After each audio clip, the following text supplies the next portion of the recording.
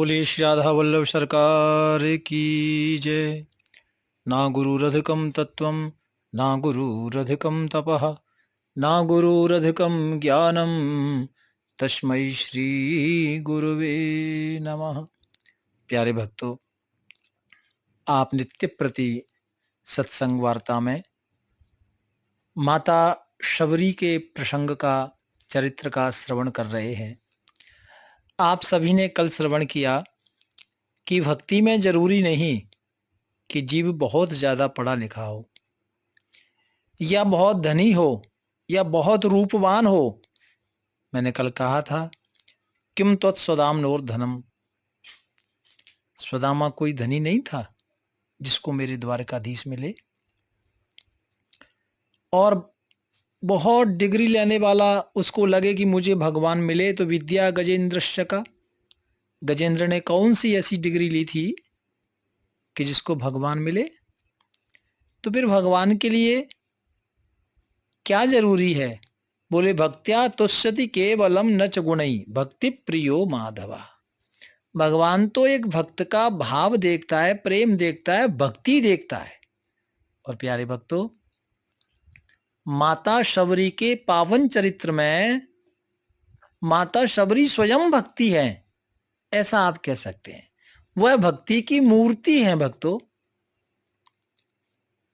कोटि विप्रताई यापे बार डारिये, व्यास बढ़ाई छोड़ के हरि चरणन चित जोर, एक भक्त रे दास पर वारो बामन कोर। प्यारे भक्तों, भक्त से बड़ा कोई नहीं हो सकता, ये बहुत बड़ी बात है। चांडालोपि मुनश्रेष्ठा विष्णु भक्तो द्विजाधिकः। बृहन नारदीय पुराण में कहा गया है कि कोई पढ़ा लिखा व्यक्ति ब्राह्मण हो और एकांत में बैठा हुआ कोई भक्तिमान चांडाल है ना, वो भी एक विद्वान ज्ञानवान ब्राह्मण से बढ़कर है। विष्णु भक्तो द्विजाधिकः, इसका मतलब ये है भक्तों, कोई एकांत में बैठकर भगवान का नाम जप रहा है, चाहे वो चांडाल ही क्यों ना है, लेकिन वो बड़ा है। तुलसी स्वपच भगतो भलो जपे रैन दिन राम, ऊंचो कुल के ही राम को जहान हरि को नाम। प्यारे भक्तों, ऊंचा खानदान है, ऊंचा कुल है, ऊंचा नाम है, ऊंची शान है, ऊंची कमाई है, लेकिन भगवान का नाम यदि नहीं है, कुल के ही राम को जहान हरि को नाम, जहां भगवान का नाम नहीं है तो वो सब बेकार है। यश्चांडालोपि रामेति वाचम वदेत तेन सह संबतेत तेन सह भुंजीयात। इसका अर्थ ये है कि जिसके मुख में श्री राम नाम, सीता राम नाम का, श्री राधा नाम का नाम नहीं है, उसके या नाम है, किसी के मुख पर राधा राधा नाम है, श्याम श्याम नाम है, या माताजी माताजी नाम है, तो उसके संग नित्य भाषण भोजन वास अवश्य करना चाहिए। उसका बड़ा बहुत पुण्य होता है भक्तों। श्रवण में नाम दियो, और क्योंकि वो नामधारी, बड़ी कृपा है गुरु की उसके ऊपर। और शास्त्र ने कहा है कि गुरु बिन भवनिध तरहि न कोई, जो विरंच शंकर सम होई, यावद गुरोर न क्रियते सिद्धिस्वानम लभ्यते, तस्माद गुरोर ही कर्तव्यो नैव सिद्धुर गुरोर बिना। बिना गुरु के बिना सिद्धि प्राप्त नहीं हो सकती भक्तों। हाँ, इसलिए जीवन में भक्ति जरूरी है। प्यारे भक्तों, राम बुलावा भेजिया, दिया कबीरा रोय, जो सुख यह सत्संग में, सो वैकुंठ न होय। प्यारे भक्तों, जो जीव सत्संगी है, भक्तिवान है, तो ये सब चीज तो स्वर्ग में नहीं है, ये इधर ही है। इसलिए मानव शरीर को दुर्लभ कहा है, मानसो दुर्लभो देहो। प्यारे भक्तों, अब माता सबरी नित्य प्रति गुरु महाराज के वियोग में उनके वचनों की याद करती रहती। गुरु जी के जाने का शोक भी था, दुख भी था, और प्राण चाह रहे थे कि शरीर से निकल जाएं, लेकिन क्यों नहीं निकल रहे। गुरु को वियोग ही है दारुण है, शोक दियो जियो नहीं जात, तऊ राम आशा लागी है। राम जी की आने की जो आशा है, गुरु महाराज ने कहा था ना कि आप निश्चिंत रहना, मेरा आशीर्वाद है और कहीं भी जाने की जरूरत नहीं है, तुम्हारी कुटिया पर स्वयं राजा राम आएंगे, ऐसा आशीर्वाद गुरु जी ने दिया।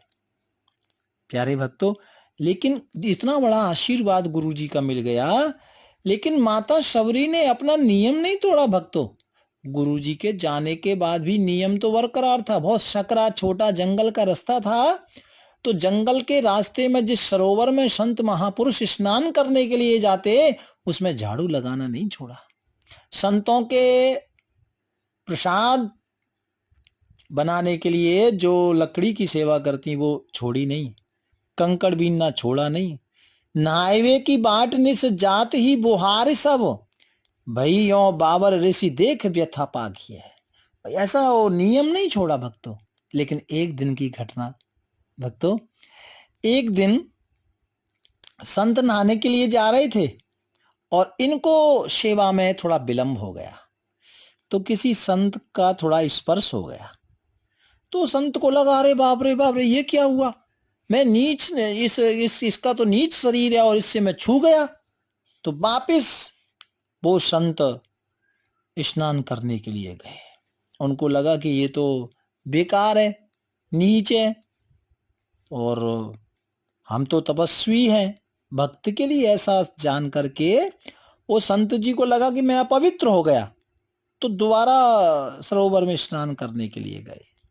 लेकिन वहां क्या देखा भक्तों, संत ने सोचा मन में क्या कि छुओ गयो नेक कहूं खींचत अनेक भांति, करके विवेक गयो नान यह भागी है, जलसो रिधिर भयो। जब दोबारा स्नान के लिए गए ना भक्तों, जैसे ही जल का स्पर्श किया उसमें रुधिर है ना, और कीड़े भयंकर, वो इतना सुंदर जो जल था, जलसो रुधिर भयो, नाना प्रकार के कृत्रिम कीड़ा उसमें प्रकट हो गए, है ना, और नाना तरह की मवाद उसमें प्रकट हो गई। गयो नयो पायो सोच हूं जाने ना अभागी है। सोचने लगा कि इसने, वो संत सोच रहे हैं कि इसने मेरे शरीर को स्पर्श किया और उसके स्पर्श से मैंने स्नान किया, तो ये सरोवर में इस तरह से ये गंदगी आ गई। लेकिन बात ये नहीं है भक्तों, बात तो असली ये है कि संत ने इतने बड़े भक्त से, यानी माता शबरी से जो ईर्ष्या रखी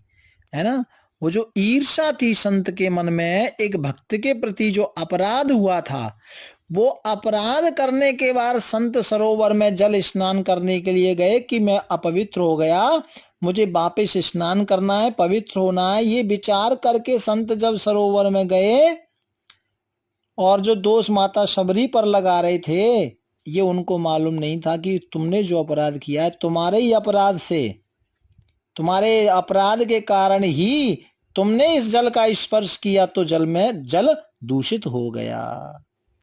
संत इस बात को समझ ही नहीं पा रहे थे। तो प्यारे भक्तों, इससे ये बात हमें मिलती है कि जाने अनजाने में भक्त का अपमान ना करें।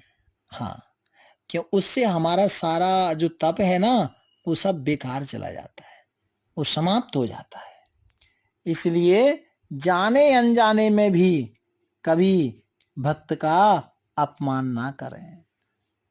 प्यारे भक्तों, इधर माता शबरी को तो गुरुदेव का आशीर्वाद है कि एक दिन मेरी कुटिया पर राम जी आएंगे, रोज माता यही आशा लगाकर, गुरु को वियोग आशा लागी है, गुरु का तो वियोग है लेकिन आशा लगी है, राम जी आएंगे, राम जी आएंगे। राधे राधे राधे राधे।